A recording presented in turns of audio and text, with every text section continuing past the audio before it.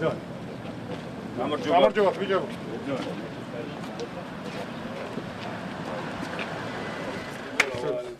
ქულა არ არის ეგ რა.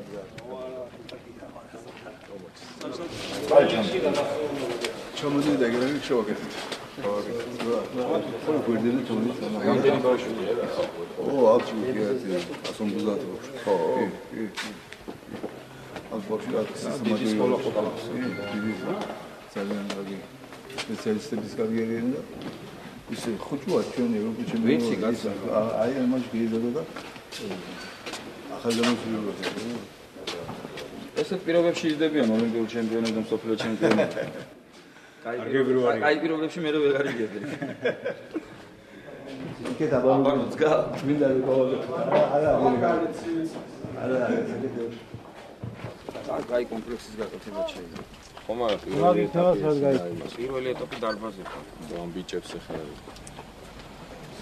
საშხაპე გაზი ხო შემოვა გაზის არა პრობლემა. პროექტირებად აი განჭობა შეგვიძლია. აი სიტყვა კონკურენცია არ უნდა იცოდე რას ნიშნავს და ყველა შეჯებს მოიგო. შავდათუაშვილი ეგრე რო კითხო კონკურენცია რა არის ეგ კითხო.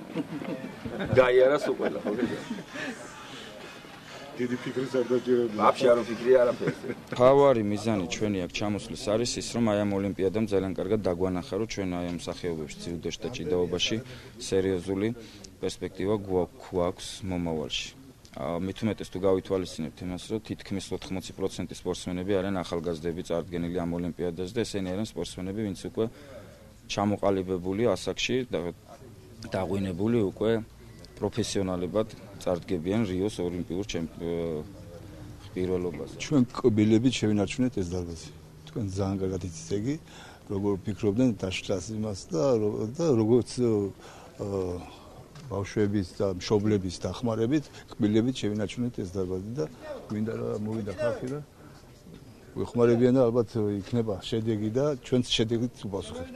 მე ვარ საქართველოს პარლამენტის წევრი, ვარ სამხედრო მაჟორიტარი და ჩემი უფლებამოსილების შეწყვეტის ბოლო დღემდე ვიყავი, ვარ და ვიქნები სამხედროების სამსახურში. 4 წლის წინათ არა მარტო ამ პრობლემების წინაშე იდგა სკოლა და რაიონი, სხვა ბევრი პრობლემებიც იყო. თქვენ უყურებთ, რომ ჩვენ ბოლო წლების განმავლობაში შევძელით სამხედროების ცენტრი მოვაწესრიგეთ, ყოველწლიურად რამოდენიმე ათეული ქუჩას ვაწესრიგებთ, წლევანდელ წელს წესრიგდება, მოასფალტდება 11 ახალი ქალაქის ქუჩა, მიდის სერიოზული მშენებლობები და სამხედროებში თუ აკვირდებით, შენდება ახალი ფეხბურთის მოედნები, სტადიონები, კეთდება გაზიფიცირება, წესრიგდება ინფრასტრუქტურა და ჩვენ ყოველწლიურად ახალ პრობლემებს ვეჭიდებით და ჩვენ ყოველწლიურად გვაქვს საშუალება იმისა, რომ წინა წელს დავამთავროთ რაღაც კონკრეტული პროექტები, დავიწყოთ ახალი და მიგვაჩნიათ, რომ სულ მალე იდეალურ მდგომარეობამდე უნდა მივიყვანოთ მთლიანად რაიონი და ქალაქი და ყველა უბანი.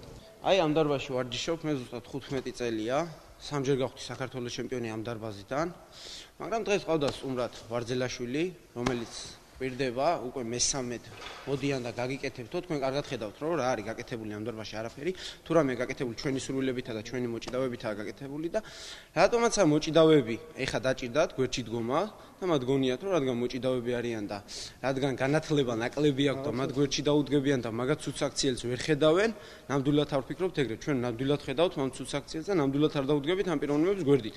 როგორც სპორტსმენები. აუცილებლად, რატომ არ გაკეთა 8 წლის მანძილზე და 12 წლის მანძილზე და 18 წლის მანძილზე არ გაკეთებულა არაფერი ისე ვისია, როგორც იყო.